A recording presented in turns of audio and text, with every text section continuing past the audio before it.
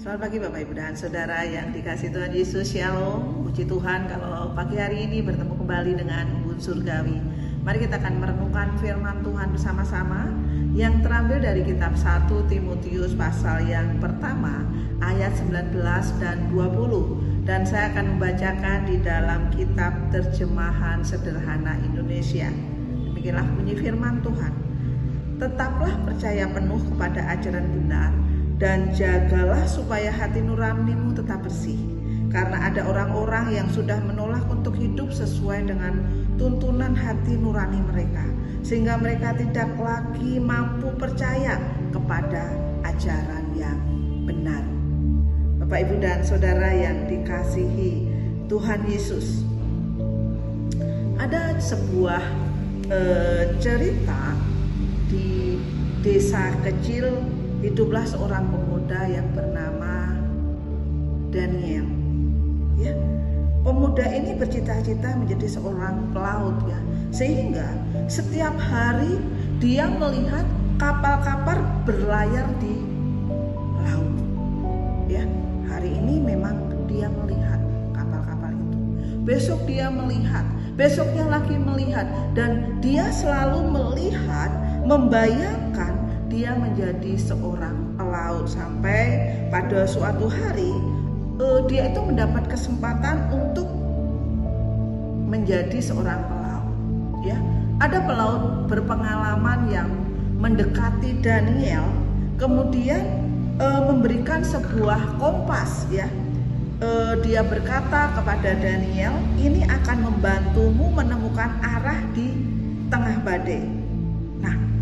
Daniel tentu sangat berterima kasih ya untuk pemberian ini, karena seperti cita-citanya untuk menjadi seorang pelaut, ya, dia menyimpan kompas ini dengan baik.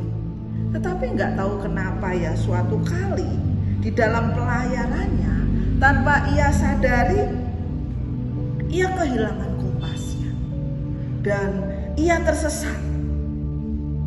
Di dalam kebingungan, ya, ia merindukan apa? Merindukan nasihat. Dia merindukan petunjuk.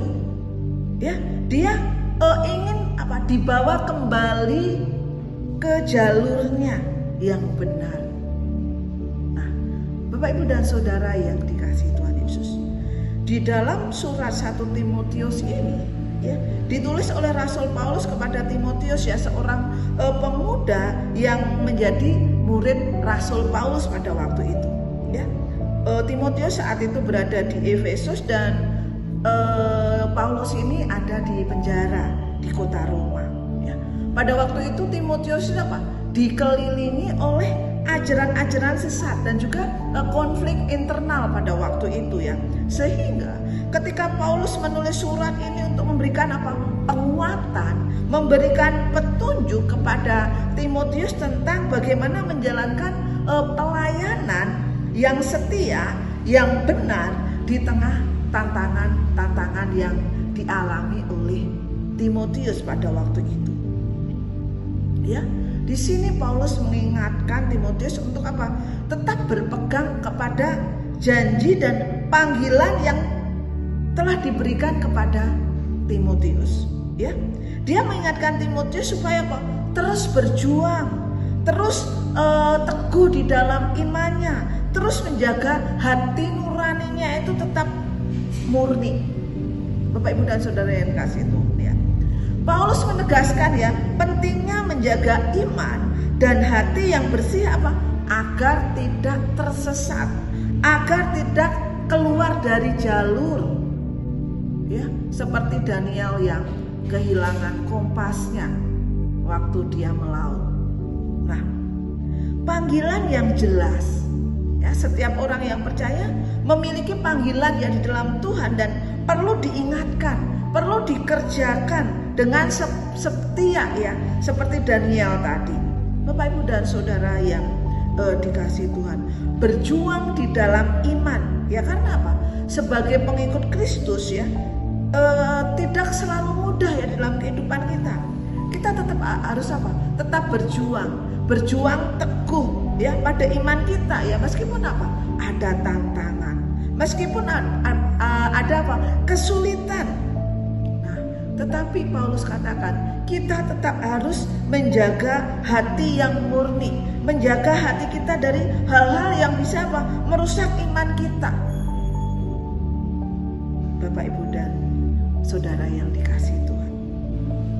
Ya, sebagaimana Timotius diingatkan oleh Paulus, ya, mengingat ajaran-ajaran kembali oleh Paulus, kita juga dipanggil atau untuk apa? Menjaga iman kita, tetap setia kepada panggilan kita, ya. Tetap setia di dalam badai, tetap setia di dalam kesulitan-kesulitan yang kita alami, ya. Sehingga dikatakan, ya, karena itu ada orang-orang yang sudah menolak hidup sesuai dengan tuntunan hati nurani. Tetaplah percaya penuh kepada ajaran benar dan jagalah supaya hati nuranimu tetap bersih. Iman kita di dalam Tuhan Yesus. Dan biarlah peneguhan-peneguhan yang dilakukan Paulus kepada Timotius ini juga mengingatkan kita. Selamat pagi, Tuhan Yesus